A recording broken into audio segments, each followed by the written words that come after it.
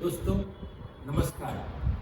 આજે પોડકાસ્ટ ઉપર આપણી સાથે ઉપસ્થિત છે મારા ગુરુ એવા શ્રી મહિપતસિંહ વાઘેલા, જેઓએ લગભગ 50 વર્ષથી પણ વધુ લાઇબ્રેરી એન્ડ ઇન્ફોર્મેશન સાયન્સ ફિલ્ડમાં એડમિન કામ કર્યું છે, ટેકનિકલ કામ કર્યું છે અને ટીચિંગનો તો ઘણો બધો અનુભવ છે સાહેબને.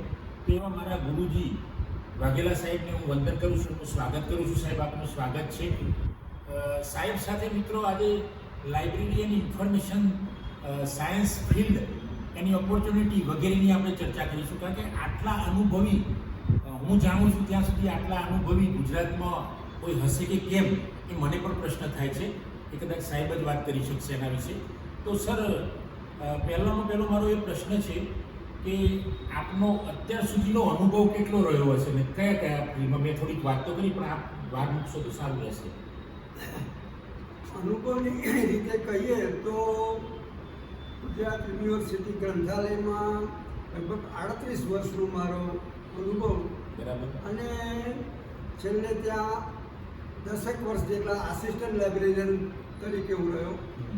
અને આ સમય દરમિયાન ત્યાંના ફિલિપ અને એમ્બ્લિમના અભ્યાસક્રમોમાં મુલાકાતી વ્યાખ્યાતા તરીકે પણ મારો અનુભવ રહ્યો. આ ઉપરાંત નિવૃત્ત થયા પછી પણ લગભગ 2017ની સાલ સુધી મારો મુલાકાતી વ્યાખ્યાતા તરીકે ગુજરાત યુનિવર્સિટી ગ્રંથાલયમાં ચાલુ રહ્યો. અને જે બાદ લગભગ 5 વર્ષ માટે, એટલે 2018થી 2022 સુધી ગુજરાત વિદ્યાપીઠના ડિપાર્ટમેન્ટ ઓફ લાઇબ્રેરી સાયન્સમાં પણ મુલાકાતી વ્યાખ્યાતા તરીકેની મારી સેવાઓ મેં આપી છે.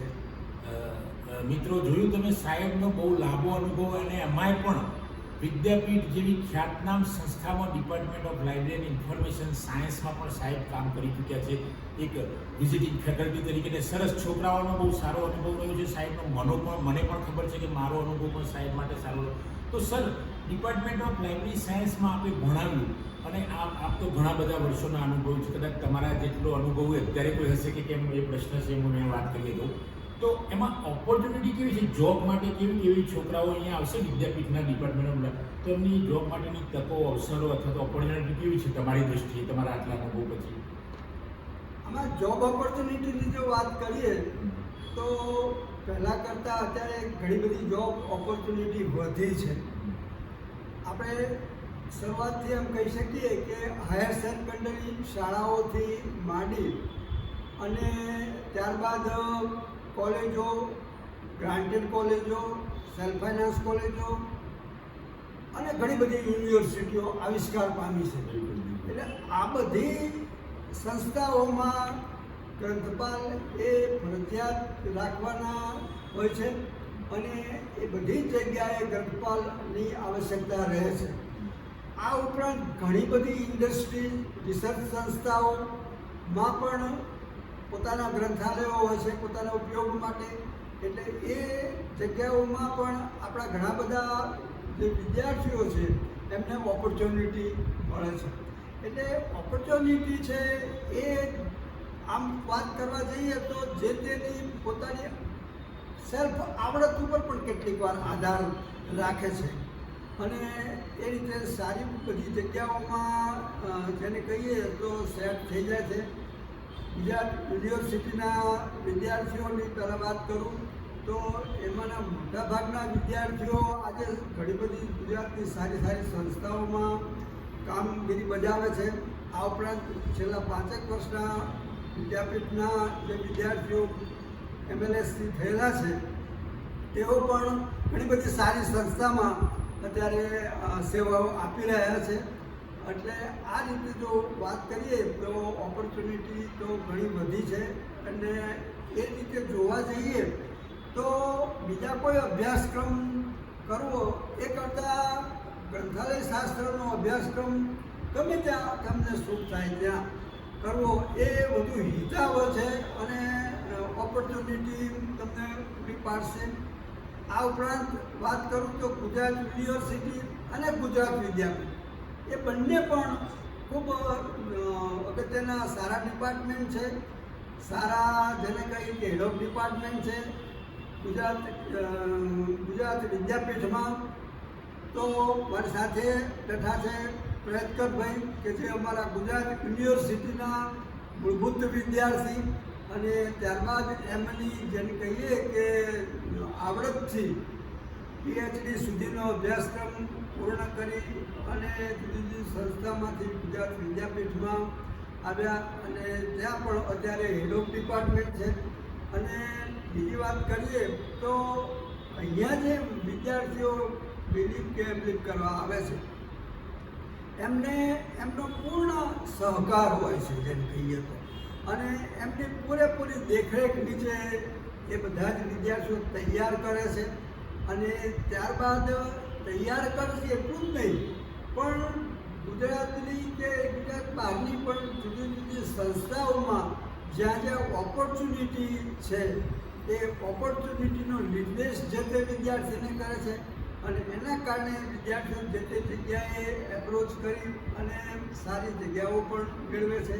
એટલે એમ કહેવા જતાં જે ડૉક્ટર પ્રયત્કરભાઈ કાલડિયા છે એમનો આ અભિગમ બહુ જ જેને કહીએ કે સરાહનીય છે એમ આપણે કહી શકીએ. અને એ રીતે એ વિદ્યાપીઠમાં એક સારું સ્થાન મેળવી શક્યા છે. એ મારા માટે પણ ખૂબ આનંદની વાત છે, કારણ કે ગુજરાત યુનિવર્સિટીના વિદ્યાર્થી અને અમારા વિદ્યાર્થી મારે કહીએ તો, એટલે એવું મારા માટે પણ એ એક ખૂબ આનંદની વાત છે આપણે કહી શકીએ. સરસ સર, તમને આ પ્રશ્નના જવાબ બદલ વંદન કરું છું. તમે તો ગુરુજન છો મારા, એટલે વંદન કરવાના જ હોય. આપ સર, તમારા વિદ્યાર્થીઓ તો બહુ સારા સારા હોદ્દા પર છે, તો તમે વાત પણ કરીને કદાચ ખબર છે. પણ હવે department of library and information science Gujarat વિદ્યાપીઠમાં પ્રવેશ મેળવવા માટે આપની વિદ્યાર્થીઓને શું કહેવું છે, જે નવા આવનાર ગ્રેજ્યુએટ વિદ્યાર્થીઓ છે એના વિશે કંઈક 2-4 વાક્યો કહો તો સારું લાગશે. નવા શરૂ થતા એકેડેમિક યરથી એટલે કે 26-27થી અભ્યાસક્રમ ગુજરાત વિદ્યાપીઠમાં પણ જે ચાલે છે એ શરૂ થશે. ગુજરાત વિદ્યાપીઠમાં આમ કહીએ તો લિમિટેડ જગ્યાઓ હોય છે, પણ ત્યાં જે શિક્ષણ છે એ શિક્ષણમાં મેં હમણાં પણ વાત કરી એમ એના head of department Shri doctor પ્રયત્કરભાઈ કાનડિયા એમનું પૂરેપૂરું જેમ કે ધ્યાન હોય છે અને માર્ગદર્શન હોય છે.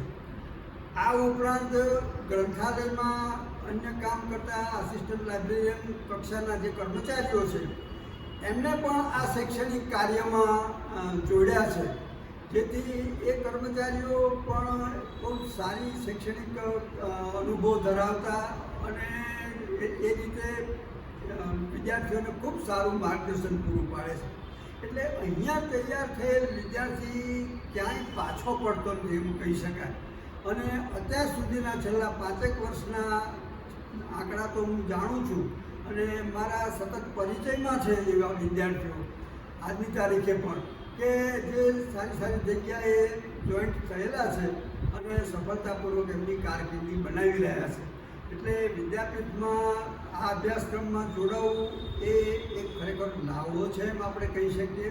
કારણ કે ભલે બધે સારું જ માર્ગદર્શન મળે છે, પણ અહીંયા સંખ્યાની રીતે લિમિટેડ રાખતા હોવાથી ડૉક્ટર પ્રયત્કરભાઈ જેને પ્રત્યક્ષ રીતે મદદ કરી શકાય એ રીતે મદદરૂપ થઈને વિદ્યાર્થીઓને તૈયાર કરે છે એમ કહી શકીએ.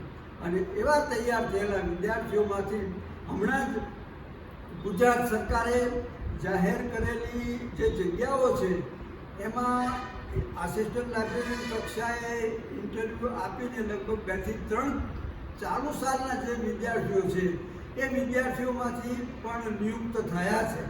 એટલે આ રીતે કહેવા જતાં એમ કહી શકીએ કે અહીંયા બીજા ઓપોર્ચ્યુનિટીની સાથે સાથે અહીંની ઓપોર્ચ્યુનિટી પણ લેવા જેવી છે અને અહીંયાનો અભ્યાસક્રમ કરવાથી ખૂબ તમે સારી રીતે તૈયાર થઈ શકશો એવી મને ખાતરી છે. થેન્ક યુ સર, ખૂબ સરસ આપને માહિતી આપી. આપના 50 વર્ષ કરતાં પણ વધુ અનુભવનો નિચોડ કર્યો. મિત્રો, સાહેબે તો ભલામણ કરી છે, તો આપ રાહ કોની જુઓ છો?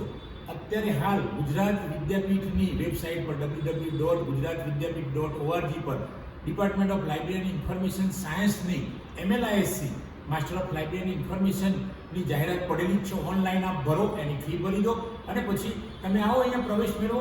તમે સાહેબે કીધું કે કોઈ છોકરો બેકાર નથી, એમણે ભણાયેલો 5 વર્ષમાં વિદ્યાપીઠમાં સાહેબે ભણાયેલો વિદ્યાર્થી કોઈ બેકાર નથી. તો તમે પણ બેકાર શું કામ રહો છો? તમે આવો વિદ્યાપીઠમાં, ભણો લાઇબ્રેરી સાયન્સ ડિપાર્ટમેન્ટમાં અને તમે પણ નોકરી મેળવો.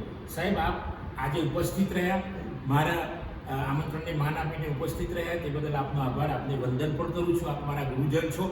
મિત્રો, સાહેબનો અને અમારો બંનેનો જો પોડકાસ્ટ વિડીયો પસંદ આવ્યો હોય એને લાઈક કરો, શેર કરો, કોમેન્ટ કરો અને જો મારી ચેનલ સબસ્ક્રાઈબ ન કરી હોય તો સબસ્ક્રાઈબ કરો. થેન્ક યુ દોસ્તો. જય હિન્દ, જય ભારત.